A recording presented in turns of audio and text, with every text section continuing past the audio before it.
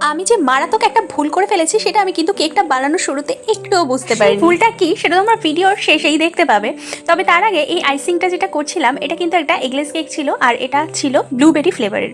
আমি যে কাস্টমারটার জন্য কেকটা বানাচ্ছিলাম উনি ব্লুবেরি ফ্লেভারের কেকটা এতটাই পছন্দ করে যে যখনই কেক নেয় ব্লুবেরি ফ্লেভারেরই কেকটা নেয়।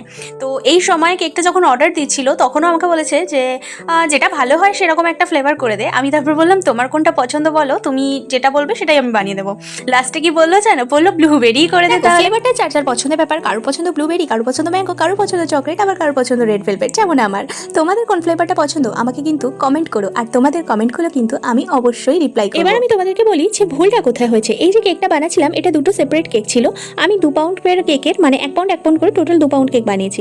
আর মাঝখানে একটা বক্স বসবে, আর সেই বক্সের মধ্যে অনেক ফুল লাইটিং করা থাকবে, চকলেট থাকবে। এবার আমি কেকের ফটোটা দেখে একদমই বুঝতে পারিনি যে কেকটা কত পাউন্ডের ছিল। তবে কাস্টমার বলেছিল আমার খুব বেশি লাগবে না, মিনিমাম 2 পাউন্ড, এর বেশি হলে অনেক বেশি হয়ে যাবে কেকটা। তো আমি 2 পাউন্ডেরই কেক বানিয়েছি। তবে বক্সটা এত বড় হয়ে যাবে এটা আমার ধারণার বাইরেই ছিল, সত্যি কথা বলছি। কেকটা তো এখন বানানো হয়ে গেছে, এবার কি করব?